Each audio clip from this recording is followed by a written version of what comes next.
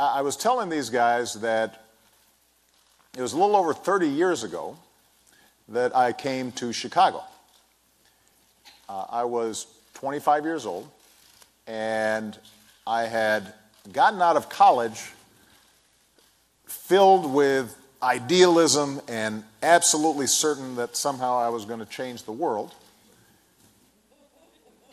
But I had no idea how or where or what I was going to be doing.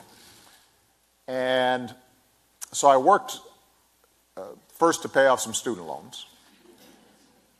And then I went to work at the City Colleges of New York on their Harlem campus with some student organizing. And then there were a group of churches out in the South Side who had come together to try to deal with the steel plants that had closed in the area and the economic devastation that had been taking place, but also the racial tensions and turnover that was happening in these communities. And so they had formed an organization. They hired me as what was called a community organizer. And I did not really know what that meant or how to do it.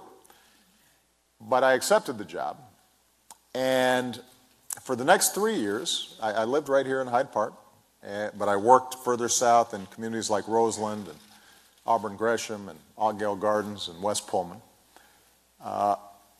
Working class neighborhoods, many of which had changed rapidly from white to black in the late 60s, 70s, and full of wonderful people who were proud of their communities, proud of the steps they had taken to try to move into the middle class, but were also worried about their futures because in some cases their kids weren't doing as well as they had.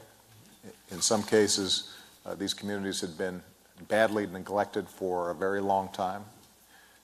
The distribution of city services were unequal. Schools were underfunded.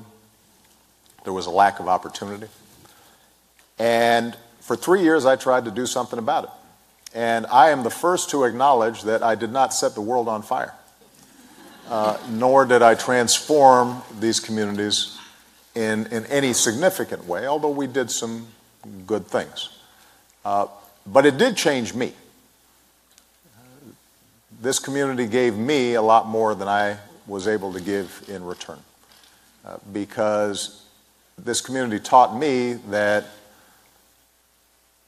ordinary people, when working together, can do extraordinary things.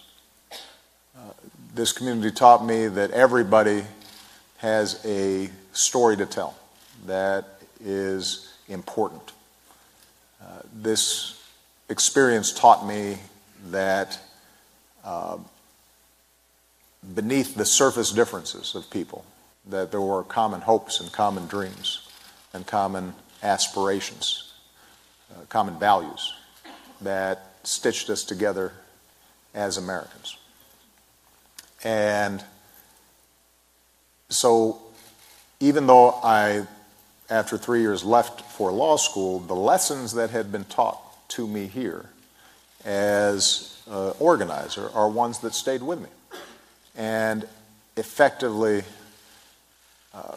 gave me the foundation for my subsequent political career and the themes that I would talk about as a state legislator and as a U.S. Senator and ultimately as President of the United States.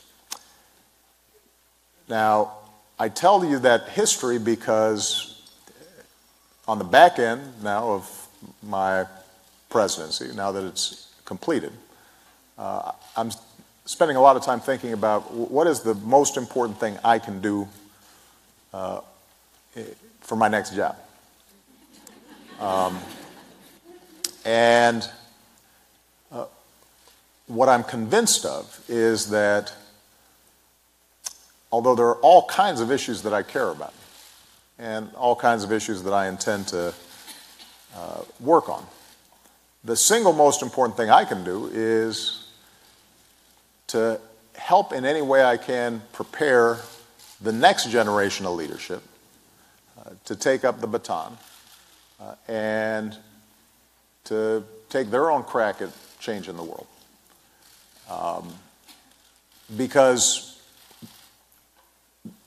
the one thing that I'm absolutely convinced of is that, yes, we confront a whole range of challenges, from economic inequality and lack of opportunity to a criminal justice system that too often is skewed in ways that are unproductive, to climate change, to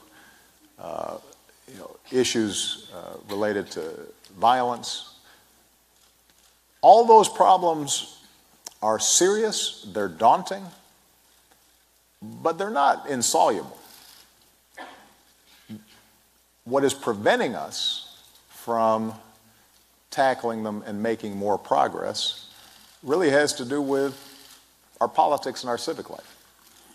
It has to do with the fact that because of things like political gerrymandering, our parties have moved further and further apart, and it's harder and harder to find common ground.